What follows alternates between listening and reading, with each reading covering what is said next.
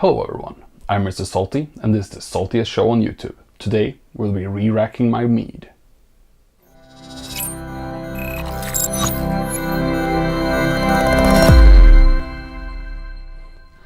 Ain't that a tongue twister? Re-racking my mead. Oh, it's not really, it was just hard to say. It took me like 5 takes. But anyway, today we will be re-racking my mead, as I said. So let's see, here we have the beauties. By the way, I'm using the new microphone, as you can see. Hopefully the sound quality will be a lot better than it usually is when I'm using this camera right here. But yeah, we're gonna re-rack this. The main reason is because firstly I want to remove the strawberries from the citrus one, and I have a friend who is a genuine beer brewer, and I took my citrus mead to him because I thought it tasted funky. And he said he's not sure if it tastes funky, but he said it could be a wild yeast that's growing inside it, so he recommended me re-racking. And re-racking doesn't hurt, it just helps aid clarification, so let's just do it. Okay, and here, as the complete tosser I am, I managed to disconnect my microphone because I left the room and then I forgot to plug it in again. So this part has no sound, but you didn't miss much. All I did was I introed what I was going to do, which was rack it, and I started racking the first one. But the rest of the clips will be back to normal mode, so don't you worry, no more of this voiceover bullshit.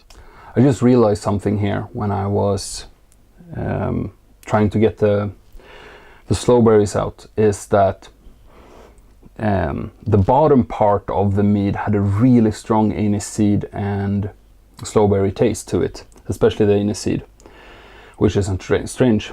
And what I've learned now, I'll tell you what I've learned later actually. We're gonna do a small thing when I sit in front of the computer in a calm manner, and I'll explain everything I've learned so far in this experience, because it's quite a lot. So, but we're gonna move on to the next one. We're gonna move on to the forest. I love the color of this one. It's a nice reddish color, which isn't strange because firstly we have red berries in it, secondly we have the pine needle tea in it, and that was a greenish brown tint to it, so it's not super strange that it has this nice color. By the way, yesterday off camera I bottled my spiced mead, and I learned a lot of lessons there, and I'll talk about them at the end of the episode. Made so many mistakes, but it's been a fun learning process, so. Okay, now we're racking the last one. This is the citrus one. And almost all of that smell that I got is gone. So I'm hoping it's what's at the bottom at the moment is that yeast that I was getting. Now all I can smell is a very strong strawberry taste. So we're gonna take these strawberries out. I'm actually gonna not leave anything in these anymore, and they're just gonna sit, because I don't want to do the same mistake as I did with the spiced one, where it was way too much taste to it. I still want it to taste like mead. So I did a small taste test on both of them, and they taste fine. I can taste all the ingredients in them, but they're not overwhelming in any way. So I don't think we'll leave anything in these bottles now. We'll just re-rack it and then put it back into storage. And make sure to stick around for the last part of the episode, because I will be talking about things I've learned, things I wish I would have not done, things I wish I would have done, and we're gonna go over some things I've learned during this like little mead making journey. So make sure you stick around. I need to get a proper tripod for my camera as well, because now it's just one of those gorilla mounts. And here it's perfect because I have almost no space, so it needs to be on my desktop either way. But I'm moving this August, something like that. I'm moving this summer because I'm gonna start studying in Karlstad in Sweden. So, well, I'm not sure it will be Karlstad, probably Karlstad. I'm not sure yet, but we'll see. But there will actually, then I will be living alone, which means that I can dictate how much things I have, so I can actually have the extra space to have a proper recording space. So it will be nice.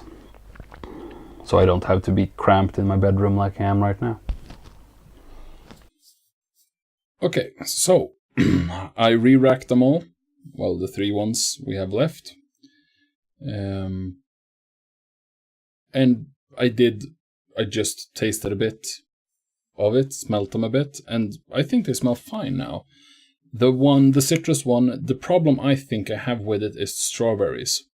They leave kind of a weird taste to it, so I don't think I will be using strawberries next time. But what I promised to talk about here is things I have done wrong and things I would change. And it's a lot of them, but I went into this haphazardly, I feel. I did read up a lot, but I could have read so much more and actually learned more about the process before I actually started. But then again, it's been very fun to learn while doing, so I still get mead out of it. It's just not as good as I would like it. The sweet one is really nice. It's just a bit too sweet, and I have a bit too little of it. The spiced one is super nice. It's just a bit too spicy. The clover taste is insanely overpowering. What I tried was that I cut it, so I took, was like 90% of the sweet one and then 10% of the spiced one, and then it's like perfect. Then you can just feel all the spicy flavors and stuff like that. It's super nice. But something I really liked with the spice one is the aftertaste, because at the aftertaste you get hit by the black peppers, and it's super nice. You get like a small spicy aftertaste to it. It's super nice, super nice. Okay, so let's list what I should have done differently in hindsight. What I've learned is that strawberries, not for me. I know a lot of people make strawberry mead and strawberry wine and stuff, but yeah, we'll see how it turns out. But so far, I'm not super impressed, and it doesn't feel like it's for me. And when it comes to clover, less is more. There is no need to put 2 full bags of clover into your mead, unless you're like making... No, I can't think of a reason. There's no reason to do it. I put 22 grams of it in my mead, and I could have done with 5, maybe, maximum. I think that would have been a lot better, because then all the other spices would have really, because now you can't really taste them.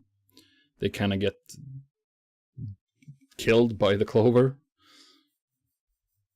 which is kind of sad, but I still think it's very good. It's just very heavy on the clover. And something else I would have liked to do differently is I would have liked to use fresh honey, because this honey was crystallized. As I understand it, when it's crystallized, it's not going to be super clear when it's done. For me, that's not really much of an issue, because I'll drink it either way, and as long as the taste is sort of on point, then I'm fine with it. And another thing I would have done differently is I wouldn't have made these recipes up, because all these are just what I felt like, tastes I like, and I thought would go good with mead. And next time I'm gonna do more tried and tested recipes. I'm not gonna do any of this like crazy inventing. I don't really... because then you end up with things like, 2 full bags of clover in it. And then the last episode of this mead making series will be next week, when we'll be bottling. And that will probably come out Wednesday, Thursday, something like that. Because after that I'll be going out of town for a few weeks, which means that I won't be able to do anything with the mead. And I'm gonna restart more. There's gonna be more mead related stuff on the channel. It's not like I'm gonna stop totally with the mead, but this series will be done by next week, and it's gone a lot quicker than I thought it would have. And I'm actually quite happy with the result. We'll do a proper taste test. The final taste test of this series at least next week, and I'll give my final verdict then and see how it turned out. And oh, by the way, that's something else I would have done differently. I wouldn't have used as expensive honey as I used, because the common heather honey is really expensive here. Well, okay, really expensive it's 160 kronas per kilo, and yeah, what's that, like 16 euros ish? And it's not a lot, it's not, but I still used almost 10 kilos. And there are much cheaper honey to get here, because now every